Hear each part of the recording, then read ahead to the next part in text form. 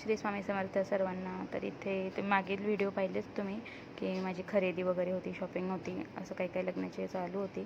तर इथे आता आहे आमच्या नवरीबाईची मेहंदीचा कार्यक्रम. पाहू शकता फोटोशूट छान पद्धतीने झालेलं आहे तिचं. आणि त्यानंतर इथे सगळ्या कुटुंबातल्या ज्या महिला असतात, सुना वगैरे, त्या येतात आणि लसूण सोलण्याचा कार्यक्रम, वाटणं वगैरे हे सगळं काही काही चालू होतं. त्यानंतर संध्याकाळी आम्ही देवांना जे आपले जे कुलदेव असतात ना, त्यांना मानपान करण्यासाठी तेलिवडे करतात. गोड आमट्या किंवा त्याला काही तेलातल्या पुऱ्या वगैरे म्हणतात. तर त्याच्यामध्ये पिठाला उकड घेतली. एक चुलत सासूबाई होत्या, त्या आल्या होत्या आणि त्यांनी मी घेतली. आणि त्यानंतर मग मी त्यांना पीठ मळून दिलं.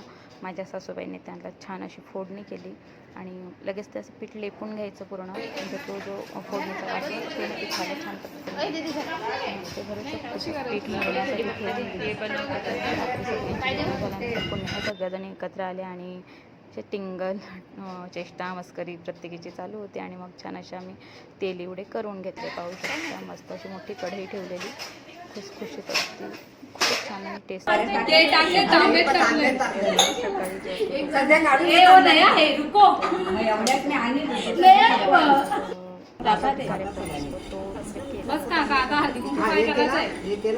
शेजारी ते करतात. मातीचं भांडं असतं, त्यामध्ये हे असं नवरीच्या हातात तांदूळ देऊन वगैरे ते त्यामध्ये घालून पाणी घालून ते ठेवून द्यायचं झाकून. दुसऱ्या दिवशी मग त्याचं ते गर्दी करू नका.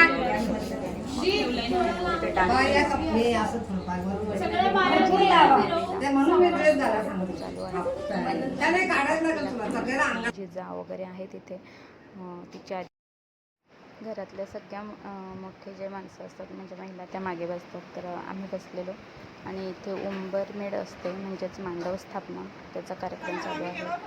मग येतो तो देवांचा मांडव म्हणजे कुलदेवांचा, प्रत्येक कुळातील कुलदेवांचा, गावदेवीचा, इष्टदेवतांचा सगळ्यांचा योग्य तो मानपान केला पाहिजे. तर हे सगळे रिच्युअल्स जरी आता जुने झाले असले तरी आपण ही रूढी परंपरा चालू ठेवली पाहिजे.